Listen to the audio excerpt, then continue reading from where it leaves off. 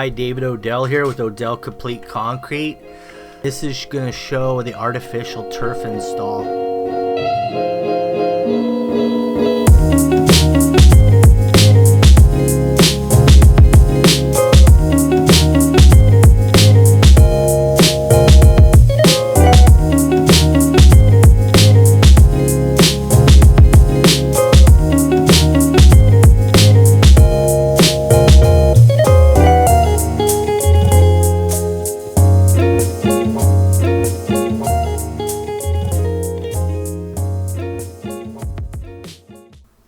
And here's some of the preparation work. It's not going to be a very big area. It's only about 20 by 15, this whole area here, and it's all radius edges that we're going to do on this artificial turf install. The type of turf we're going to use is it's a long bladed and it's a dark green. It looks the most natural, and it's probably the most comfortable to walk on because it has the long blades on it. Now I brought the specialist in on this because I personally never did artificial turf. From the looks of it, there's not a lot to it. It looks like the way we did it is we put about 4 inches of road base in here, compacted it, and then we put the turf on top of that. We've got some infill on there. We got some zeolite infill, which is a pet-friendly infill for the artificial turf.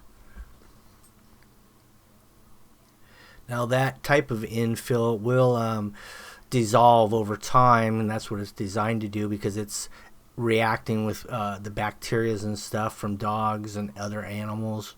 So you'll probably have to need to add some of that zeolite infill every couple years or as needed. You just shake it on there and spread it out with a stiff bristle broom.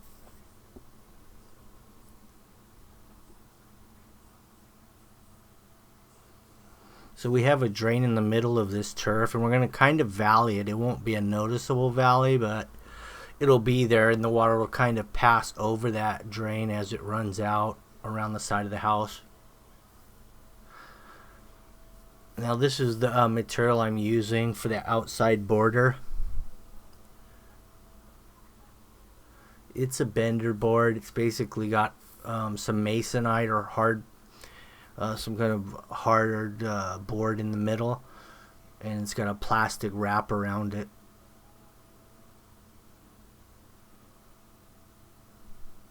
I've got redwood stakes here, and they're 1 foot long. I cut them a little bit shorter because I wanted to be able to drive them below the top of the lawn, so they're going to stay in there.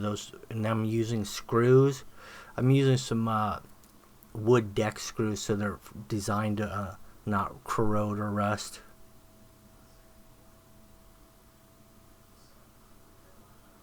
Now on this turf, the nails we're going to be using and the staples are galvanized.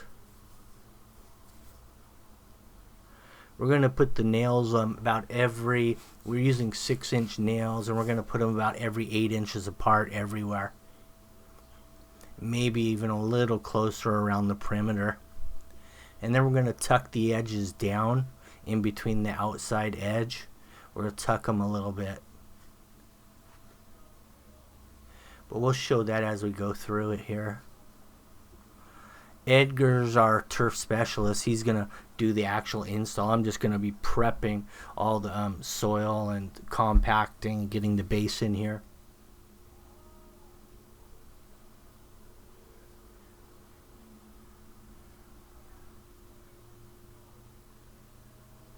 Right now I'm just making sure I have slope away from that little brick porch to the drain, because the last thing I want to do is have the water drain towards the door.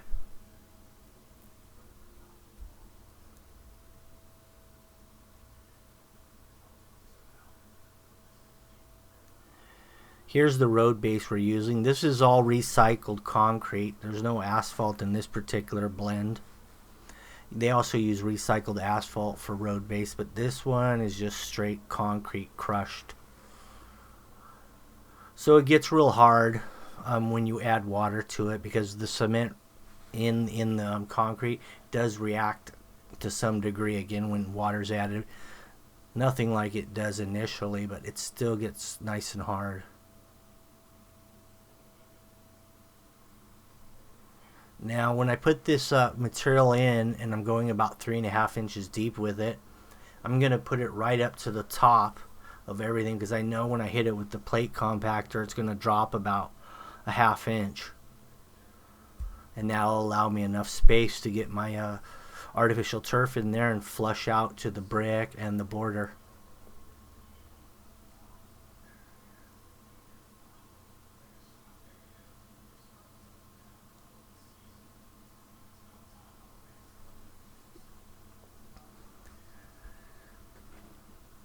I'm just using a long rake here for my straight edge. You can use a rod board too, or a red stick, or a 4-foot level, and just rod it with that. Any kind of straight edge. I'm just going to use this long rake.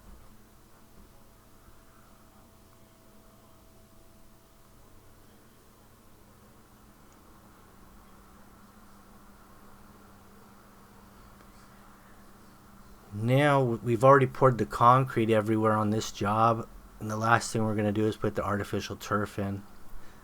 And the reason we're going to do that is because I didn't want to track wet cement over the new artificial turf, so that's going last.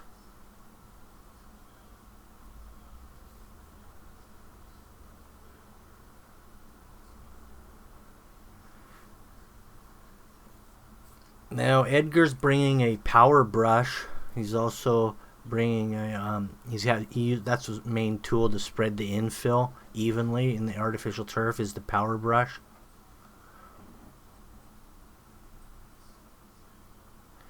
Now you can see how it knocked it down just about a 1/2 inch below the border and brick.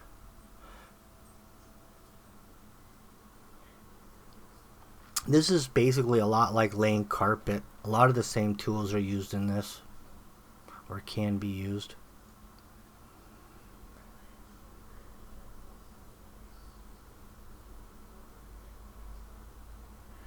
Now, Edgar's going to do a really unique system here on the seam. You could flip this the other direction, you wouldn't have a seam at all. However, they're directional. Artificial turf is directional because the way that it reflects sunlight from the blade, so it can really only go one direction. Now if we were to turn that, there would be a glare bouncing right into the house windows. So you have to know the direction of the turf in order to install it properly. Now the way he's going to do this seam is a little different than what I've seen before, and it really makes good sense. He's going to just do an irregular cut on the seam, missing all the blades where the actual grass ties through the mat. And he's going to put it together like that because it's really hard to see a seam when it's an irregular cut. Straight cuts are easy to see seams.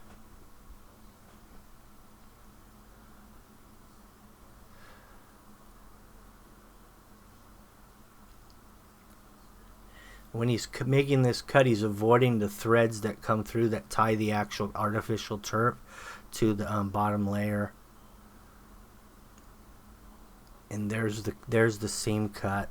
So when you do it that way, you can't see the seam when it's all done. Now he's going to use galvanized staples, joining the two sides together. We have some tape as well, some sawed tape for the seam, but we're not going to use it. They also have a glue that you can use with some tape, but with this particular system, you don't need it. Lots of staples, it's a done deal.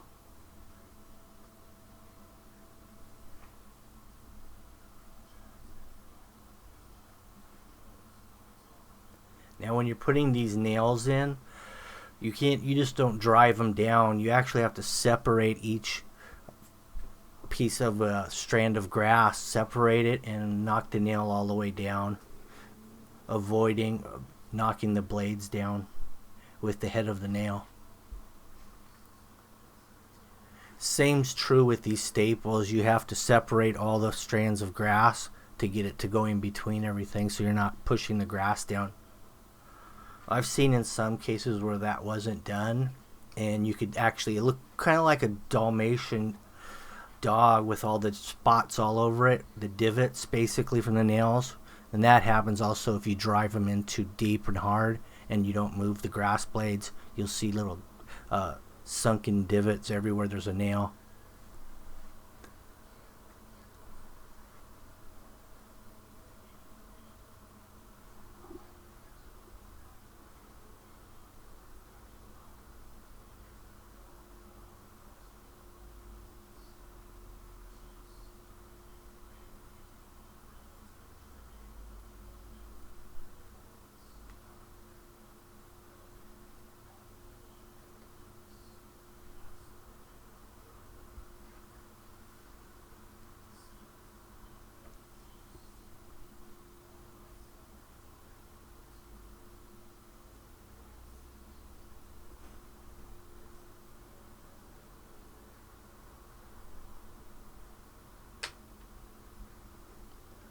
The key to getting some nice cuts on this is a real sharp blade. You got to keep new blades at all times.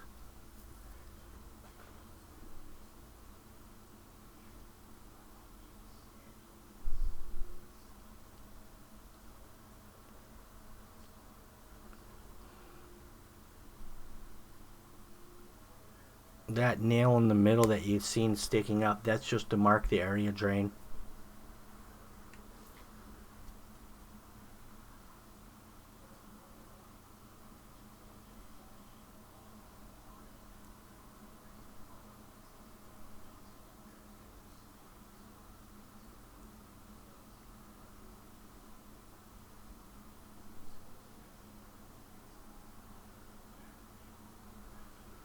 He's using the other nail there to pull the grass blades back as he drives the nail down.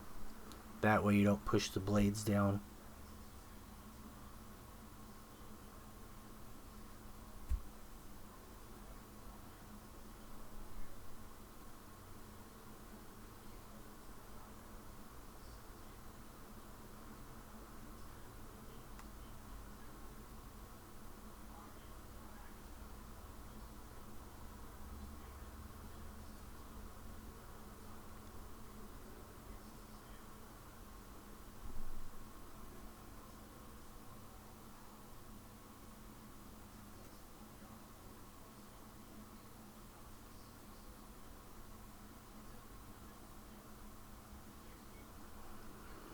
See, there you can get a good look at the staples, how close they are together on the seam. Then you know it's not going to come apart until the staples rust, of course, which would probably take a good 20 years.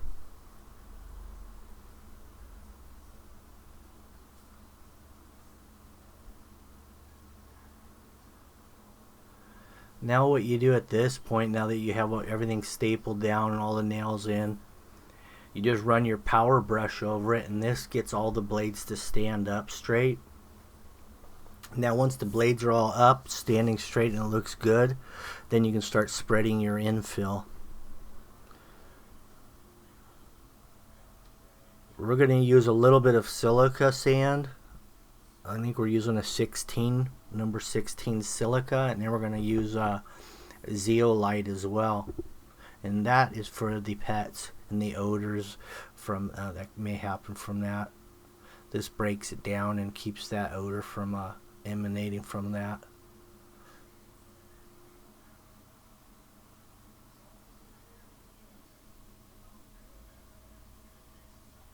A good tip for cleaning this grass that I got from Edgar is you use Simple Green.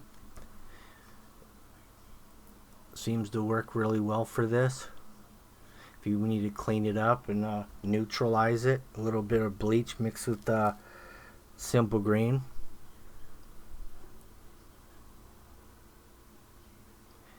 Spray that on there and hose it down, and it's nice and clean and fresh smelling again. If you have pets. Here's the material. It's a pet odor infill. And once that's all broadcasted out there, run the power brush over it again just to even it out. Move the sand, the infill around so it's all spread evenly.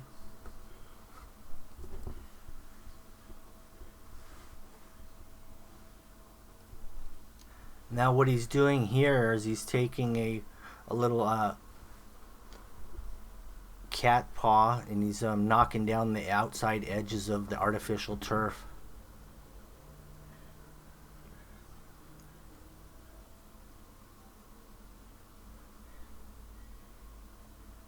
And that's how you tuck the edges in.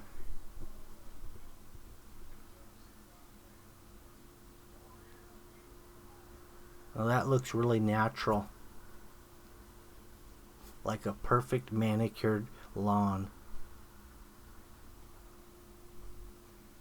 Final stage is rinse the grass, and you're done.